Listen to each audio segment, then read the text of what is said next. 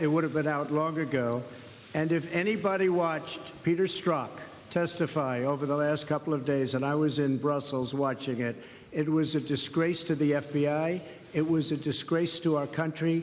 And you would say that was a total witch hunt. Thank you very much, everybody. Thank you. We have also seen the benefits of cooperation. In the last century, our nations fought alongside one another in the Second World War. Even during the tensions of the Cold War, when the world looked much different than it does today, the United States and Russia were able to maintain a strong dialogue. But our relationship has never been worse than it is now. However, that changed as of about 4 hours ago. I really believe that. Nothing would be easier politically than to refuse to meet, to refuse to engage, but that would not accomplish anything.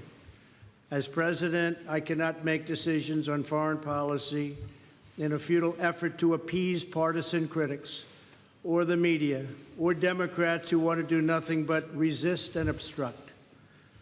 Constructive dialogue between the United States and Russia affords the opportunity to open new pathways toward peace and stability in our world.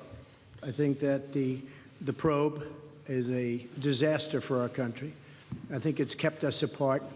It's kept us separated. There was no collusion at all. Everybody knows it. People are being brought out to the fore.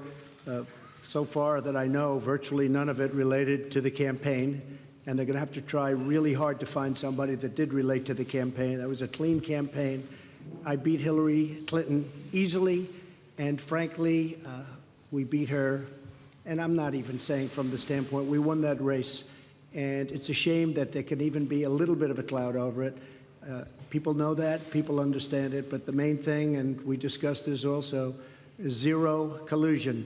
And it has had a negative impact upon the relationship of the two largest nuclear powers in the world. We have 90% of nuclear power between the two countries. It's ridiculous. It's ridiculous what's going on with the probe. There's no evidence when it comes to the actual facts. So we have to be guided by facts and not by rumors. Now, let's get back to the issue of these 12 alleged intelligence officers of Russia. I don't know the full extent of the situation, but the President Trump mentioned this issue, and I will look into it. So far, I can say the following.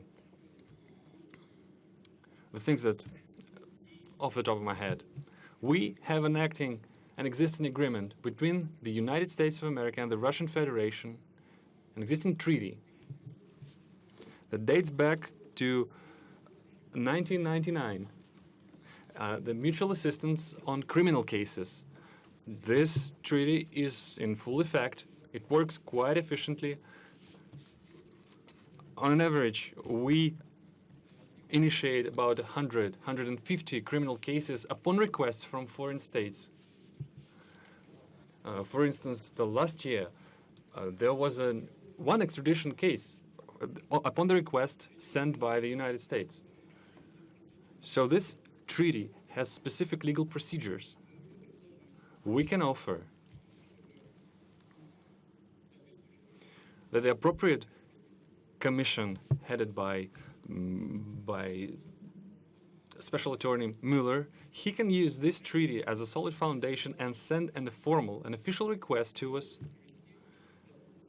so that we would interrogate, we would hold a questioning of these individuals who he believes are privy to some crimes. And our law enforcement are perfectly able to do this questioning and send the appropriate materials to the United States. Mr. President, would you please go into the details of possibly any specific arrangements for the U.S. to work together with Russia in Syria?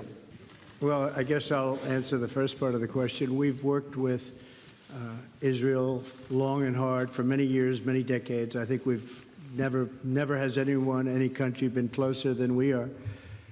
President Putin also is helping Israel, and we both spoke with Bibi Netanyahu, and they would like to do certain things with respect to Syria, having to do with the safety of Israel. So in that respect, we absolutely would like to work in order to help Israel, and Israel will be working with us, so both countries would work jointly. And I think that when you look at all of the progress that's been made in certain sections with the eradication of ISIS, we're about 98%, 99% there, and other things that have taken place that we've done, and that, frankly, Russia has helped us with in certain respects. But I think that working with Israel is a great thing, and creating safety for Israel is something that both President Putin and I would like to see very much. Thank you. Question for each president. President Trump, Yes. you first. Just now, President Putin denied having anything to do with the election interference in 2016. Every U.S. intelligence agency has concluded that Russia did. My first question for you, sir, is who do you believe? My second question is, would you now, with the whole world watching, tell President Putin, would you denounce what happened in 2016, and would you warn him to never do it again? So let me just say that we have two thoughts. You have groups that are wondering why the FBI never took the server. Haven't they taken the server?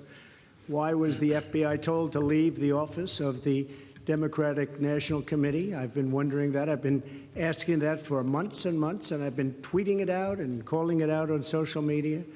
Where is the server? I want to know, where is the server, and what is the server saying? With that being said, all I can do is ask the question. My people came to me, Dan Coates came to me, and some others. They said they think it's Russia. I have President Putin. He just said it's not Russia. I will say this. I don't see any reason why it would be, but I really do want to see the server. But I have confidence in both parties. I really believe that this will probably go on for a while, but I don't think it can go on without finding out what happened to the server. What happened to the servers of the Pakistani gentleman that worked on the DNC? Where are those servers? They're missing. Where are they? What happened to Hillary Clinton's emails? 33,000 emails, gone, just gone. I think in Russia they wouldn't be gone so easily. I think it's a disgrace that we can't get Hillary Clinton's 33,000 emails. So I have great confidence in my intelligence people, but I will tell you that President Putin was extremely strong and powerful in his denial today. And what he did is an incredible offer. He offered to have the people working on the case come and work with their investigators with respect to the 12 people. I think that's an incredible offer. Okay? Thank you. Yes, please. A question for President Putin. Thank you. Two questions for you, sir. Can you tell me what President Trump may have indicated to you about officially recognizing Crimea as part of Russia? And then secondly, sir, does the Russian government have any compromising material on President Trump or his family?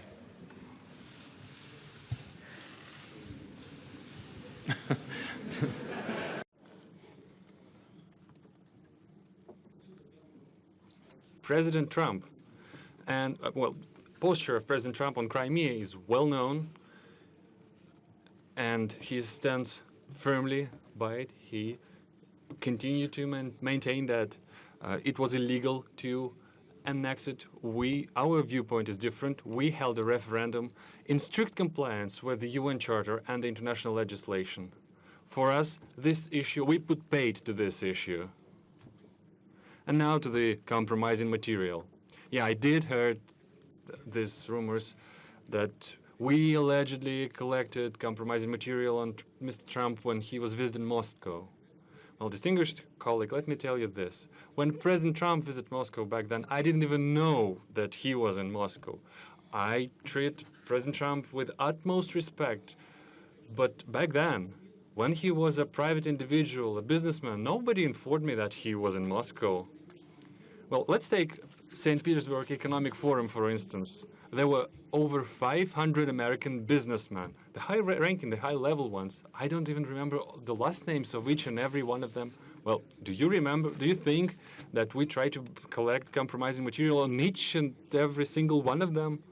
Well, it's difficult to imagine another nonsense of a bigger scale than this. Well, please just disregard these issues and don't think about this anymore again. It would have been out long ago.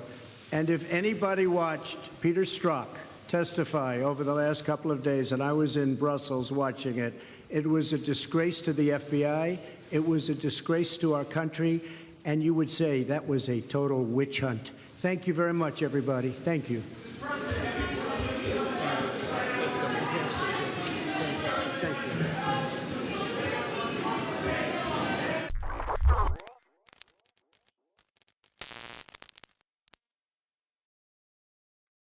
InfoWars Live is bringing you a breakthrough in modern medicine. We have found an extraordinary new natural way to help alleviate seasonal distress symptoms, including promoting clear nasal and sinus passageways, eye comfort, and respiratory health and normal breathing. This is pollen block. In the 1960s, researchers in France noticed that people who ate certain quail eggs from specific farms experienced less seasonal distress symptoms like runny nose, itchy watery eyes, and excessive mucus production. They began studying the effects in published trials, Now we are introducing the fruit of the research, a fast-acting chewable tablet. Just chew 2 tablets at the first sign of seasonal distress, and fast-acting pollen block starts working in about 15 minutes to help alleviate seasonal distress. Enjoy the air you breathe naturally with fast-acting pollen block. Available now at InfoWarsLife.com or by calling toll-free 888-253-3139.